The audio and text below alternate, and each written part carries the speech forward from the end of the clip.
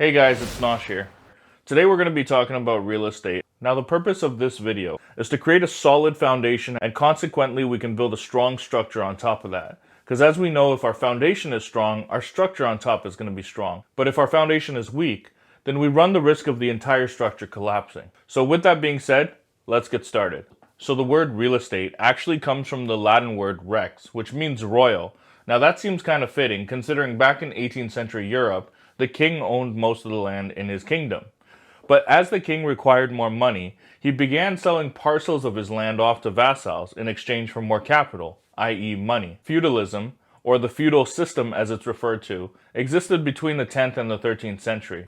So life in the 18th century actually meant that you were poor, because only 1% was a part of the aristocracy, which means they were related to the king. If luck was on your side, you were a servant.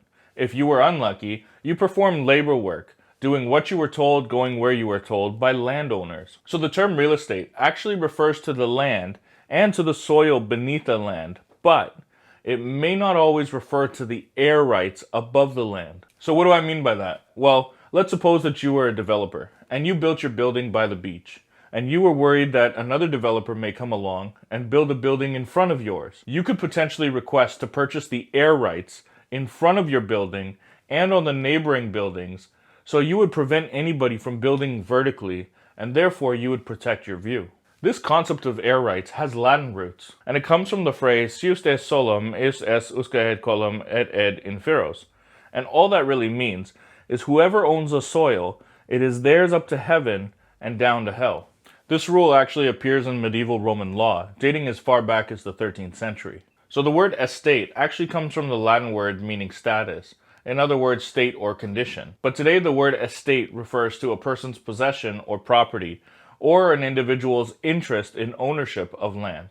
Real estate, in other words, refers to the physical property, and there are 4 different types of real estate: residential, commercial, industrial, and land. So we all have an idea as to what residential real estate looks like. It could be your typical single-family home, your condo unit, your duplex, your triplex, your fourplex, or even a side-by-side duplex. Commercial real estate. Now you may or may not have thought about this category, but truth be told, you probably pass it 100 times a day.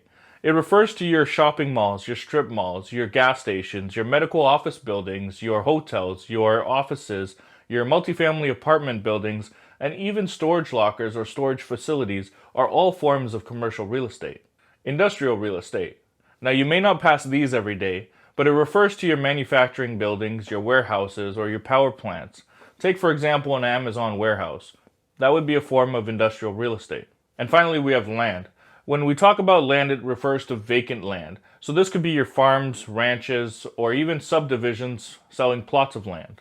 So if you're renting a property which you intend to reside in, realistically you're either looking at residential real estate or commercial real estate. But commercial real estate limits you to multifamily apartment buildings. So any building with 5 or more separate rentable units would be considered commercial. And on the opposite side of the spectrum, any building with 4 or less separate rentable units for the purpose of dwelling is considered residential. So as a real estate investor, the rules surrounding residential to commercial could not be more different than black is to white. So now let's talk about some of the advantages of real estate. Why is real estate important? What's the big deal around real estate anyways? Well, in my personal opinion, real estate is arguably one of the fastest ways that a person can build wealth or achieve financial freedom. I've always believed that money can make money faster and easier than a person can. So the long route to financial freedom would be to do exactly what we've been trained in school to do, which is to get a good education so that we can get a good job. Hopefully we have good benefits. And after our monthly expenses such as food, gas, groceries, shopping, entertainment, recreation, travel, hobbies, baby food, baby diapers, clothing, then take whatever money's left over from our after-tax dollars and put it towards our retirement, and just hope that in retirement we have enough to last us until we die. Now, on the other hand, let's consider how money could make money faster and easier than we can. Suppose you purchased a rental property that gave you a positive cash flow. For number's sake, let's say that amounted to $1,000 a month. This is $1,000 of passive income through positive cash flow. That means that after all your property expenses, after your mortgage interest, after all your monthly obligations related to this property, you have a surplus or a profit of $1,000 in your pocket every month. So what is positive cash flow? Well, quite simply, it's the profit that you get to keep after all the expenses and monthly obligations surrounding the property are paid. So your money that you invested in this property is now actually making you money.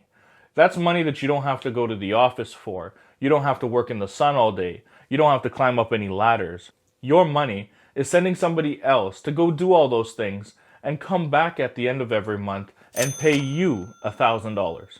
So what is the effort required to make that $1,000 every month? Minimal. You had to go out and scout for properties, find a good property in a good location that had the opportunity to give you a positive cash flow every month. But other than that, you're set. So what happens if you live beyond the average life expectancy? In the States, it's 78 years old, and in Canada, it's 82 years old. You may find that you have insufficient funds. That's a scary thought. So that means that if all you do is save up your money for retirement, your financial well-being may be in serious jeopardy. That's because in retirement, something called retirement risks are going to be well known to you. You're going to face relevant and important considerations in retirement, such as what is the tax rate going to be like? Are there going to be any new taxes imposed? Are my taxes going to increase? What will the inflation rate be like? Will inflation suddenly increase dramatically to the point where my money isn't as much as I thought it would be? Will my spouse or myself require long-term care? What about my kids or grandkids? Will they count on me for financial support? What about the stock market? Will we go through another crash? Will I need a new vehicle? And if so, what about the interest rates? Are they likely to increase over the next 20-30 years into my retirement? And perhaps one of the biggest concerns is how long will I be around for? Will I be able to afford to stand the test of time? And of course, the longer we live, it increases the chances that you or your spouse will require long-term care. So investing in real estate, especially if you have more than one or two rental properties, has the opportunity to alleviate much of those stresses by providing you a steady source of income through positive cash flow every month, even well into your retirement years. And if you invest young enough, not only will you have a steady stream of passive income coming in every month, but you will have also accumulated a nest egg. And in the event that you needed a large sum of cash rather immediately, you could potentially liquidate, or in other words, sell one of your rental properties and exchange your monthly passive income for a large sum of cash. Now, arguably, one of the biggest advantages of investing into real estate is that the moment you purchase a property, let's say for $300,000, you lock in that price, so to speak. That means the most you're going to ever pay for that single property is $300,000. It's now protected against inflation or market change. Your mortgage, at very most, will be a 95% loan-to-value ratio, which means the bank is only going to require 5% down from you and be able to loan you 95% of the purchase price. That's a lot of leverage that you're able to use on just 5%. In this case, you're able to put down $15,000 and borrow as much as $285,000, and that price is still locked in. The market could drive the value of your property up, let's say from $300,000 to $400,000, but you still only owe the bank $285,000. Now, I know some of you are thinking, Nosh, it's not always rainbows and butterflies. There are disadvantages to owning real estate. Let's talk about some of the disadvantages towards owning real estate. Some of the people that I've spoken to about real estate over the past decade have shared their concern.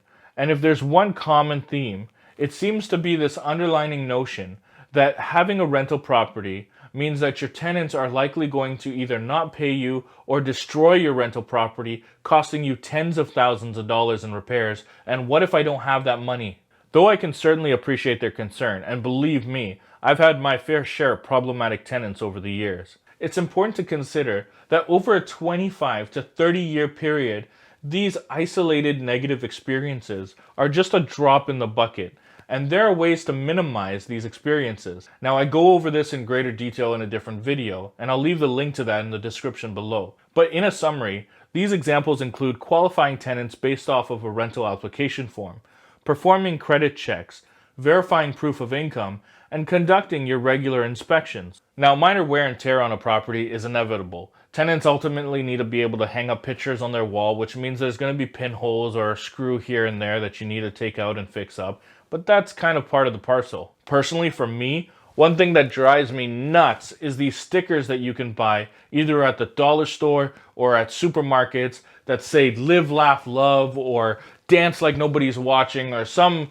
motto or saying to live by. And they say on the packages that these won't make marks on the wall. But believe me, they make marks on the wall. In the end, one needs to ask themselves, would you rather exchange these handful of negative experiences for a tenant to pay off your monthly mortgage plus interest payments every month, provide you with a steady stream of income through positive cash flow, build up equity in your property by renting over a period of time, and give you tax write-offs through tax incentives that are made available to you as a real estate investor? Do the ends justify the means? Now, depending on your province or local area, the costs associated with restoring a property back to its original condition before your tenant took possession of the property may come from their security deposit or damage deposit as it's improperly referred to, and not your wallet.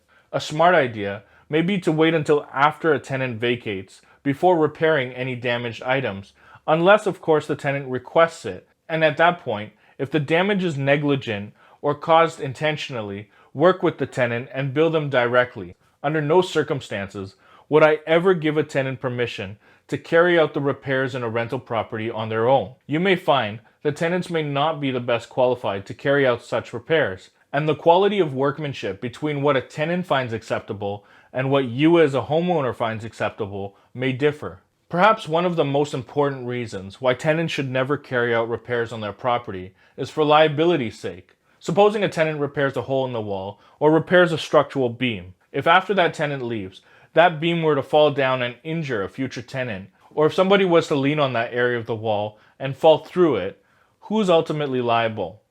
You are. This is why the homeowner always has the final say as to who can carry out the work on their home.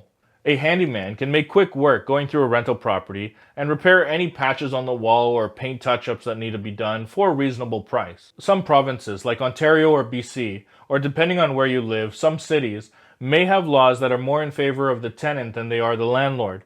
Some of my properties, for example, are in provinces where the landlord is not able to charge a security deposit or damage deposit. Regardless of where you live, there's usually a Tenancy Act, and I encourage you to go through the Tenancy Act of your local municipality and find out what laws and rules are available to you as a landlord. Thank you guys for taking the time to watch my video. I hope you liked it and I hope you learned something. If you did, hit the like and subscribe button below. It helps me to grow my channel and continue putting out great content for you guys. Leave me a comment in the comment section below. I'd love to hear from you.